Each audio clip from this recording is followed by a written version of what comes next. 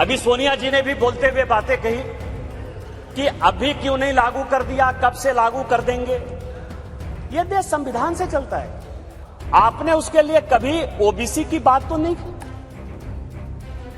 यदि इस आर्टिकल में यदि आपने डाला होता ओबीसी की बात, तो आप जब करिए बहुत अच्छा। इतने वर्षों से आपको नहीं दिखाई दिया। अभी सोनिया जी ने भी बोलते हुए बातें कही कि अभी क्यों नहीं लागू कर दिया, कब से लागू कर देंगे। यह देश संविधान से चलता है। मैं आर्टिकल 243D और आर्टिकल 243T, जिसके लिए कि उन्होंने बड़ा अपने आप को गौरवान्वित महसूस किया कि हमने पंचायत में जो है महिला रिजर्वेशन लागू किया, बड़ा अच्छा किया। लेकिन यह आर्टिकल में 243D और 243T हमने तो नहीं दिया। आप दोनों को पढ़ लीजिए। 243D और T क्या पंचायत में किस तरह से रिजर्वेशन होगा और म्युनिसिपल कॉर्पोरेशन में किस तरह से रिजर्वेशन होगा। आपने उसके लिए कभी ओबीसी की बात तो नहीं की।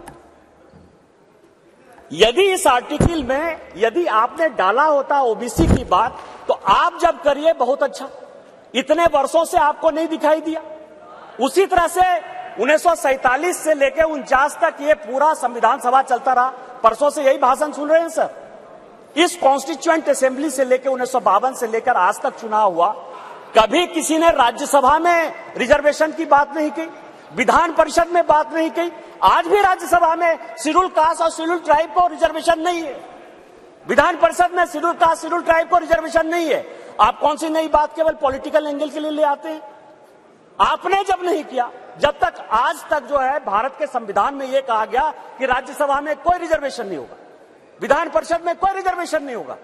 और जब माननीय प्रधानमंत्री जी और भारतीय जनता पार्टी इस बिल को लाती है तो आप कहते हैं राज्यसभा में रिजर्वेशन नहीं है, विधान परिषद में रिजर्वेशन नहीं है। आप पंचायत में कहिए कि कोई ओबीसी को रिजर्वेशन नहीं होगा, चाहे म्युनिसिपल कॉर्पोरेशन में कोई ओबीसी को रिजर्वेशन नहीं होगा। और आर्टिकल 82 है सर, जो एडजस्टमेंट ऑफ ईच सेंसस की बात कर रही है और सीट बढ़ाने की बात, सब पढ़ लीजिएगा इस आर्टिकल को। इसमें कहा गया है कि 2026 तक सभी चीजों को हमने फ्रीज कर दिया है। आप अनकॉन्स्टिट्यूशनल काम करना चाहते हैं, आप उसके ऊपर जो है कहते हैं कि 2024 से लागू कर दीजिए। तुरंत सुप्रीम कोर्ट में जाएगा और सुप्रीम कोर्ट में तुरंत वो स्टेप डाउन हो जाएगा। क्या आप चाहते हैं कि महिलाओं को रिजर्वेशन नहीं दें? और जिस तरह से आप केवल राजनीति के माध्यम से इस महिला रिजर्वेशन को लॉलीपॉप बनाते रहे, घुमाते रहे, वही भारतीय जनता पार्टी करे। हमारे प्रधानमंत्री जी हैं जो कहते हैं कि जिसकी मैं शुरुआत करता हूं उसका अंत भी करता हूं। यदि ये महिला रिजर्वेशन यहां आया है तो महिलाओं को अधिकार मिलेगा, मिलकर रहेगा। दुनिया की कोई ताकत इसको नहीं रोक सकती है।